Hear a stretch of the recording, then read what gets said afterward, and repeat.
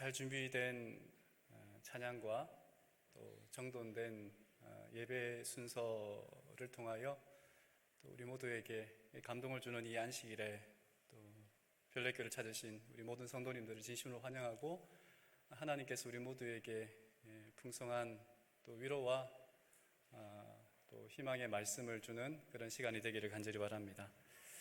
특별히 어린이들을 환영합니다. 좀 당황스럽긴 합니다. 지난주 마지막 주여서 어린이들이 온다는 것은 예상하고 있었지만 오늘 올라오는 모습을 보니 제가 좀 당황스럽습니다. 어떻게 설교를 해야 될까 하는 생각이 듭니다. 오늘은 봄의 다짐이라는 제목으로 함께 말씀을 나누고자 합니다. 인터넷에 한 장로님께서 올리신 그 내용 가운데 이 시가 참 마음에 울림이 있었습니다. 봄 일기라는 이혜인 시인의 시인데요, 봄이 일어서니 내 마음도 기쁘게 일어서야지. 나도 어서 희망이 되어야지. 누군가에게 다가가 봄이 되려면 내가 먼저 봄이 되어야지. 그렇구나, 그렇구나. 마음에 흐르는 시냇물 소리. 누군가에게 다가가 봄이 되려면 내가 먼저 봄이 되어야지 라고 하는 이 구절이 참 마음에 울림이 있는 한 주였습니다.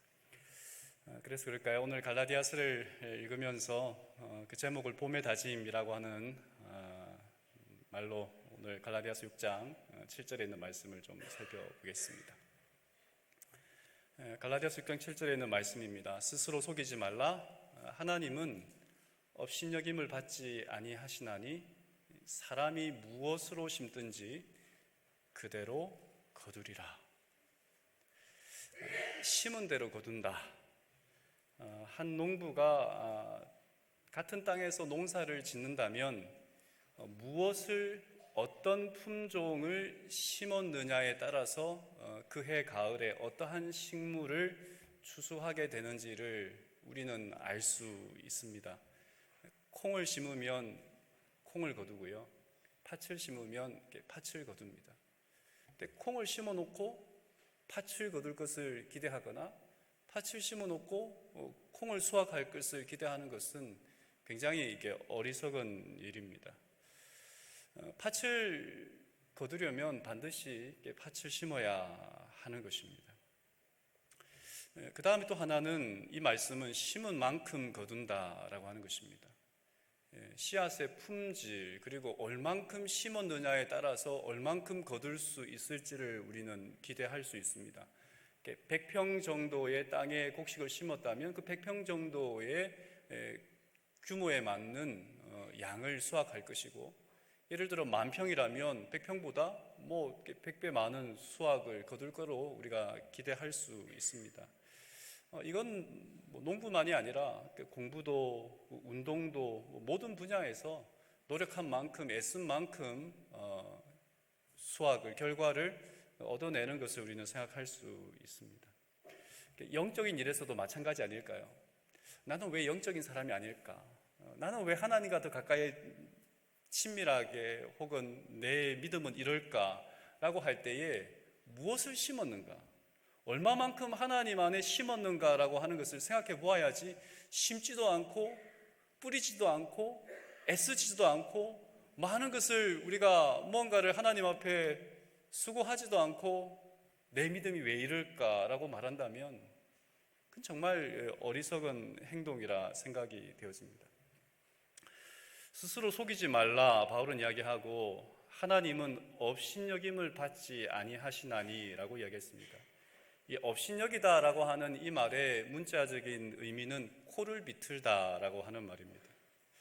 그러니까 이 말은 심은 대로 거두는 것이 하나님이 허락하신 이 세상의 법칙인데, 심지 않은 것을 거두려고 하는 것이나 심은 것과 다른 것을 거두려고 하는 것은 하나님의 코를 비트는 것과 같다라는 말입니다.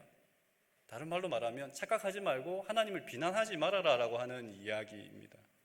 하나님의 은혜를 오해한 나머지 하나님이 이 세상에 우리에게 허락하신 그 원칙조차 무시함으로써 하나님을 업신여기는 오만을 범하지 말라라고 하는 말입니다. 당연한 원리입니다. 심은 대로 거두고 심은 만큼 거둔다라고 하는 이 말씀 말입니다. 예수님께서 십자가에 죽으시고 살아나신 이야기, 모든 사람의 죄를 대신하여 돌아가신 것은 예수님을 믿으면 심판은 예수를 믿지 않는 사람에게만 적용되고, 예수를 믿는 사람들은 아무렇게나 살아도 된다, 그래도 구원을 받는다, 면제받는다라고 하는 말이 아닙니다. 복음은 철두철미하게 행한 대로 갚으시고 행한 대로 하나님이 우리에게 대응하신다. 어떻게 사느냐, 어떻게 심느냐, 어떻게 행동하느냐가 우리의 삶의 결과물로 나오는 것입니다. 근데 우리는 늘 이것을 좀 외면하려고 합니다. 몸에 안 좋은 음식을 먹으면 몸이 망가집니다. 그래서 우리는 좋은 음식을 먹으려고 합니다. 부정직을 일삼으면 결국 문제가 생깁니다. 이거 다른 사람은 다 모르겠지라고 말하지만 결국은 문제가 생기는 것입니다. 심은 대로 거둔다라고 하는 이 말은 나에게만은 예외가 좀 되었으면 좋겠다라고 하는 그런 생각을 할 때가 있지만, 모든 사람에게 예외 없이 심은 대로 거둘 수밖에 없습니다. 죄는 늘 파멸을 낳을 뿐입니다. 죄는 기쁨과 생명을 낳는 법이 없습니다. 심은 대로 거둔다는 말, 자업자득이라는 말이 오늘 이 말씀 속에 우리가 살펴볼 수 있는 말씀인데요. 8절에 있는 말씀을 보면 자기의 육체를 위하여 심는 자는 육체로부터 썩어질 것을 거두고 성령을 위하여 심는 자는 성령으로부터 영생을 거두리라. 바울은 우리의 삶을 하나의 씨 뿌림에 비유합니다. 우리의 삶이 파종이라면 우리가 씨를 뿌릴 밭은 두 가지입니다. 하나는 육체의 밭이고 하나는 성령의 밭입니다. 육체로부터 이렇게 이야기를 했는데, 성령을 위하여라고, 육체를 위하여라고 했지만 이 단어를 어떤 그 주석에는 육체 안으로, 성령 안으로라고 하는 말로 이 위하여라는 전치사를 번역하기도 했습니다. 근데 이 바울이 이야기하기를 육체를 위하여 육체 안에 심는 자는 뭐 할 것을 거둔다고 이야기했냐면 썩어질 것을 거둔다라고 이야기합니다. 썩어버린 것을 수확한다는 말은 그 자체가 굉장히 역설적인 표현입니다. 썩어버린 씨앗에서 새로운 싹을 기대할 수 없는 노릇이기 때문에 그렇습니다. 그래서 부패, 곧 썩어짐은 궁극적으로는 쭉정이 아무런 결과물을 얻을 수 없다라고 하는 이 바울의 표현입니다. 그래서 이 갈라디아서로 박사를 받은 이 권영경 교수는 이 부분에 대하여 이렇게 그의 책에서 설명을 했습니다. 바울 서신에는 지옥과 같은 개념이 등장하지 않는다는 사실을 고려하면 궁극적 멸망을 가리키는 가장 센 표현 중 하나인 셈이다. 바울의 구원론에서 우리가 누리게 될 구원의 핵심은 우리가 부패할 몸을 벗고 부패하지 않을 몸, 곧 부활의 새 몸을 입는 것이다. 우리의 몸이 부패의 굴레로부터 해방되는 것, 한마디로 몸의 속량이다. 그런데 부패를 수확한다는 것은 부활의 몸을 입지 못한 채 썩음으로 모든 것을 마감한다는 뜻이다. 육체라는 밭에다가 우리의 인생의 씨를 뿌린 삶은 그 결국은 죽음, 부패, 없어짐이라고 하는 결과를 얻게 됩니다. 반면에 성령이라는 밭에 씨를 뿌리는 자는 어떤 결과요? 영원한 생명을 소출로 거둘 것입니다. 그래서 바울이 말하는 수학은 기본적으로 주어지는 어떤 구원에 덧붙여진 어떤 상급이 아니라 영생, 곧 구원 그 자체입니다. 영생은 성령의 밭에 그 씨를 뿌리는 삶을 살아가는 사람, 성령의 인도함을 따라 살아가기를 결심하는 그 사람들에게 주어진다는 말입니다. 육체의 밭에 씨를 뿌리는 삶은 미래가 없습니다. 성령이라는 밭에다가 씨를 뿌리면 영생을 수확하게 될 것입니다. 영생은 뜻밖의 요행처럼 오는 것도 아니고 아멘을 주문처럼 외우면 나타나는 요술도 아닙니다. 성경이 약속하는 삶은 현재의 신실한 삶에 하나님을 믿고 성령의 인도하심과 지도하심을 따라 살아가는 그 삶이 결국은 우리가 바라는 영원한 생명을 얻게 된다라고 하는 말입니다. 그래서 성경이 약속하는 영원한 삶은 현재의 신실함과 맞닿아 있습니다. 이 현재가 이미 영생의 일부라는 뜻이 아니라 현재 제대로 씨를 뿌려야 우리가 바라는 영원한 생명, 하나님의 나라에 들어가게 된다는 말입니다. 갈라디아서 6장 9절에서는 우리가 선을 행하되 낙심하지 말지니 포기하지 아니하면 때가 이름에 거두리라 라고 이야기합니다. 날마다 성령을 위하여 성령의 밭에다가 성령 안에 심으려면 선을 행하되 뭐 하지 말아야 한다고요? 낙심하지 말아야 한다라고 이야기합니다. 파종하고 수확하는 데까지는 시간이 걸립니다. 이제 막 농사를 시작한 사람이 밭에다가 씨앗을 뿌리고 그 다음날 아침에 왜 싹이 안 나지라고 의심하거나 혹은 질문해 보는 것은 참으로 어리석은 것처럼 말입니다.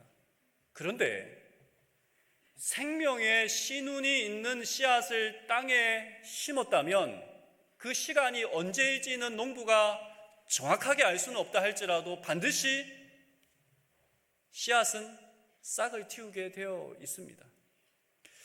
바울은 이 갈라디아서 그 앞장에 보면 죄인들에게 죄의 결과를 당하기까지 시간이 아주 느리게 흘러가는 것처럼 보이지만 결국은 죄에 대하여 죗값을 치르게 될 것이다 라고 경고했습니다. 그리고 하나님을 믿는 사람들에게 선을 행하되, 그러니까 성령의 밭에 하나님의 말씀대로 살아가고자 하는 백성들이 선을 행하며 뭐 하지 말라고요? 낙심하지 말아야 할 것은 반드시 선을 행하는 그 사람이 그 씨앗을 뿌리면 하나님은 그 싹을 뭐 하게 한다고요? 틔워서 그 소출을 얻게 하신다는 것입니다. 심는 것은 우리의 몫입니다. 그러나 거두는 것은 뭐예요? 하나님의 몫입니다. 우리가 심어야 할 것은 바울은 선이라고 이야기했습니다. 만약 거두는 것도 내가 하려고 한다면 나는 하나님의 역할을 도둑질하고 있는지도 모릅니다. 언제나 결과는 뭐 해야 되는 거예요?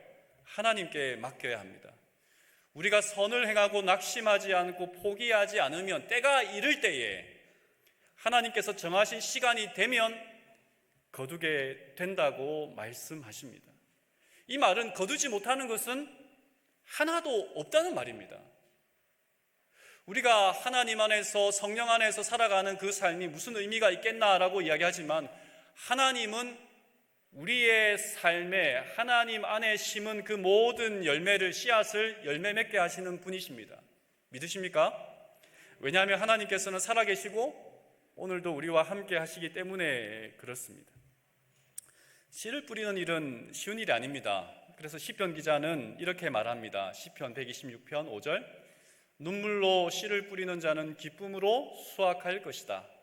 울며 씨를 뿌리러 가는 자는 기쁨으로 단을 가지고 올 것이다.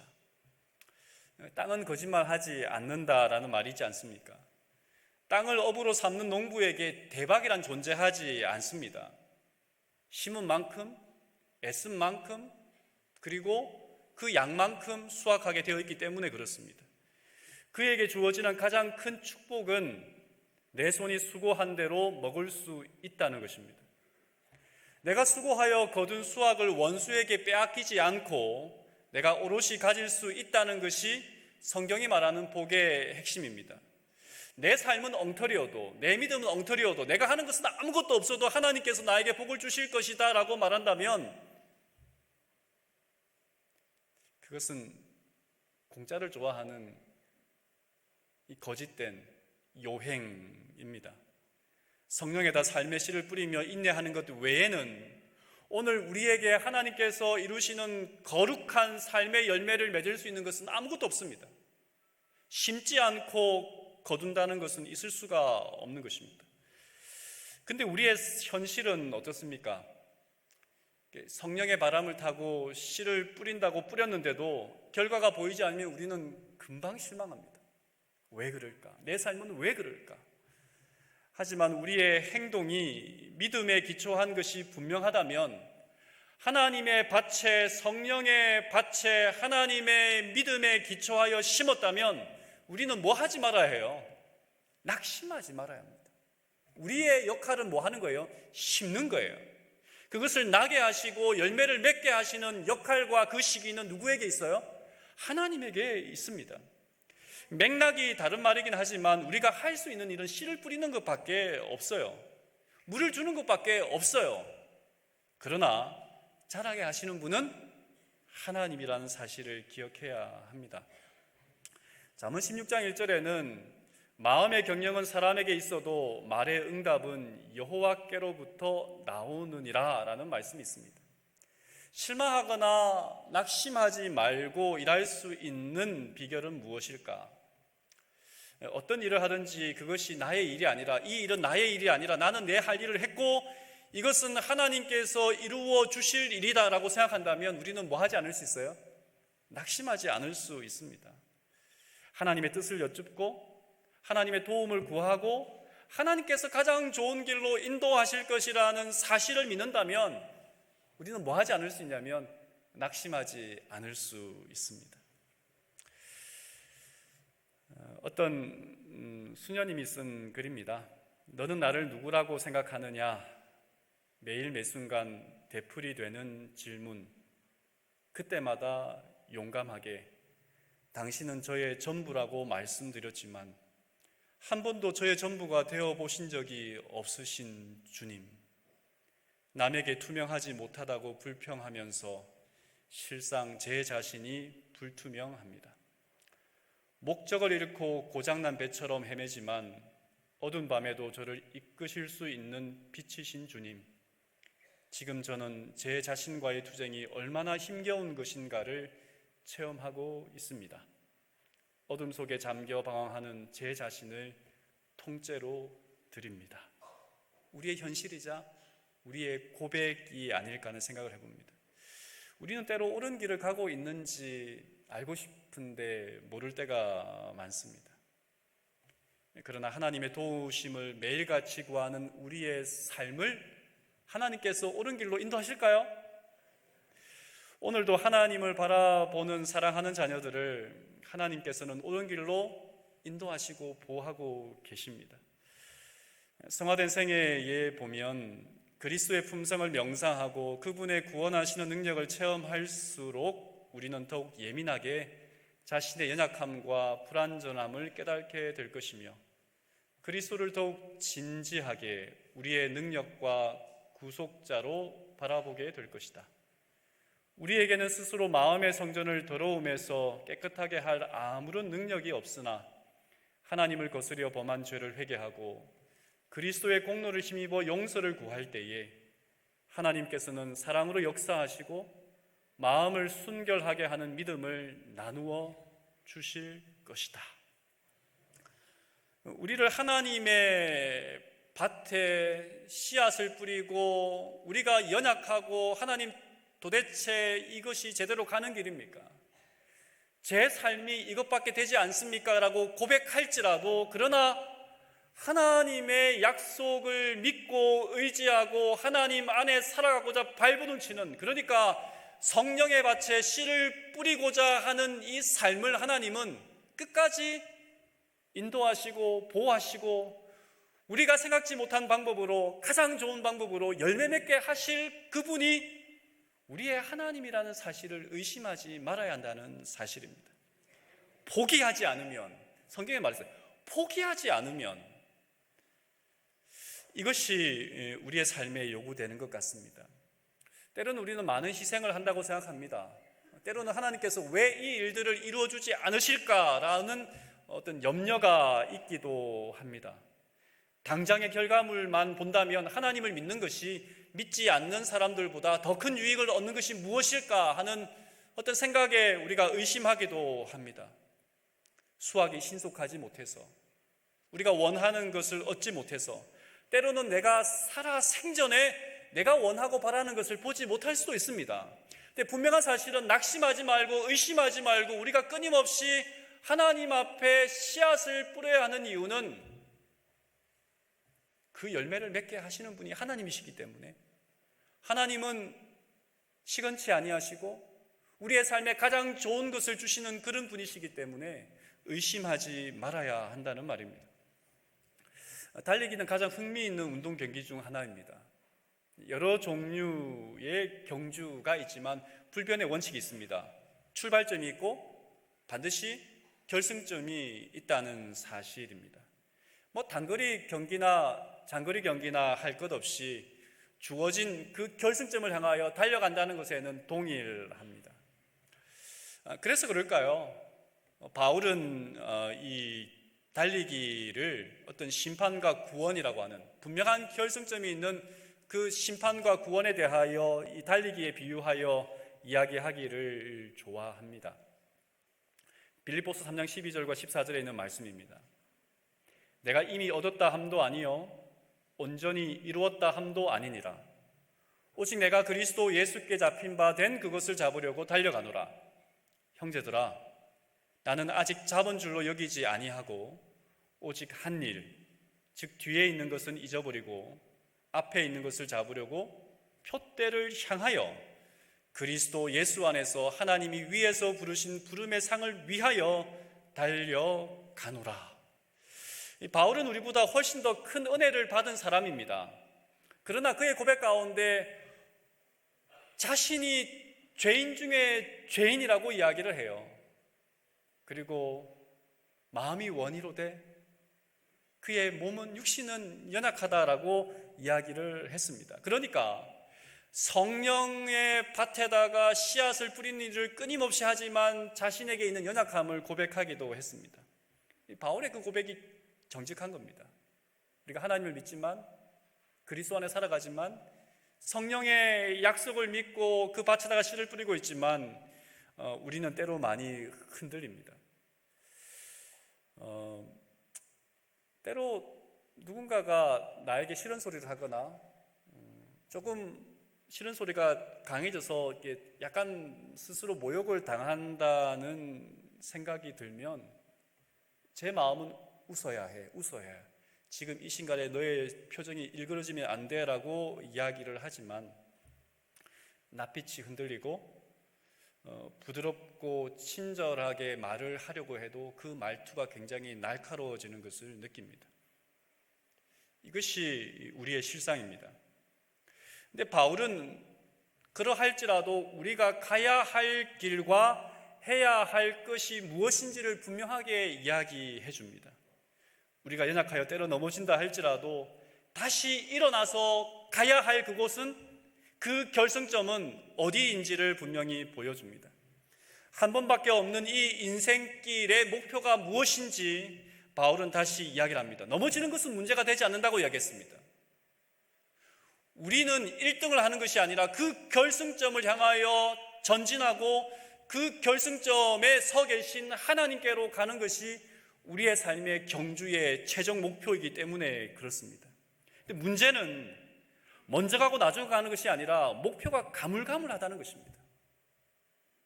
성령의 밭에다가 씨를 뿌려야 하는데 성령의 밭이 아니라 내가 원하는 육체의 밭에다가 내 삶을 두고 목적을 두고 의미를 두고 살아가고자 하는 마음이 늘 우리에게 일어납니다. 씨앗을 뿌려야 하는데 살아있는 것을 소출해내는, 얻는 것을 위하여 살지 않고 썩어질 것을, 죽을 것을 위하여 염려하며 살아갑니다. 여러분, 이 한 주를 살아가면서 여러분은 많은 고민과 문제 앞에서 살아오셨을 것입니다. 무엇이 여러분에게 가장 큰 고민이었고 무엇이 여러분에게 가장 주된 이 한 주를 살게 하는 일에 있어서 씨앗을 뿌리는 일에 큰 숙제였습니까? 근데 가만히 생각해 보면 우리를 살리는 것이 아니라 죽을 것을 향하여, 썩을 것을 향하여 우리는 마음을 들이고 관심을 두고 살아왔다는 거예요. 우리가 울고 불고 우리가 이것 없으면 죽겠다, 그리고 억울하다라고 했던 그것들이 정말 하나님을 위하여, 성령을 위하여, 그 안에서 심어야 할 것을 심기 위하여 수고함으로 애쓴 것입니까? 아니면 내가 원하는 것, 내 마음에 바라는 그것이 우리로 하여금 썩을 것, 부패할 것을 소출해내는 그것을 위하여 우리가 울고불고 했냐 하는 그 말입니다. 우리의 일생을 통하여 이루어야 할 목표가 있다면 예수를 닮는 존재가 되는 것입니다.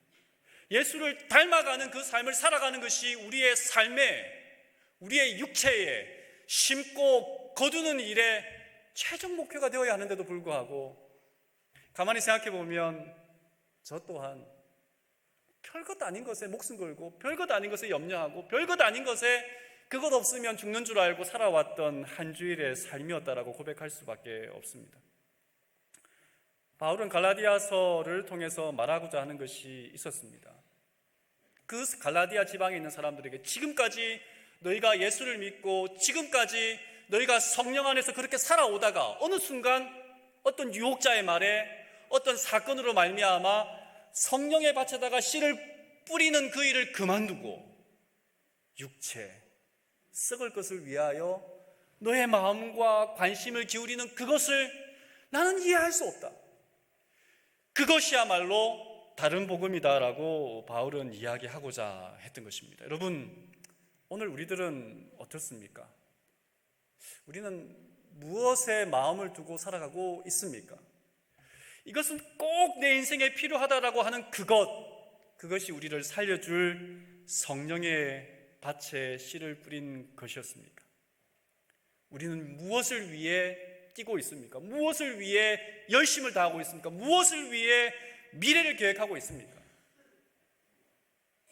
오늘 우리의 삶에 정말 내 삶의 모든 것을 다 차치하고 하나님 안에 내 삶의 최고의 것은 하나님의 말씀대로 예수님을 닮아가는 그 뜻을 이루기 위하여 오늘도 나에게 주신 이 하루의 삶을 하나님과 맞닿는 그 삶을 살아가기 위하여 고군분투하고 하나님 넘어질지라도 그러나 다시 하나님을 향하여 재림을 향하여 전진하겠습니다라고 하는 고백이 오늘 이 안식일을 통하여 우리의 삶 속에 있기를 간절히 바랍니다.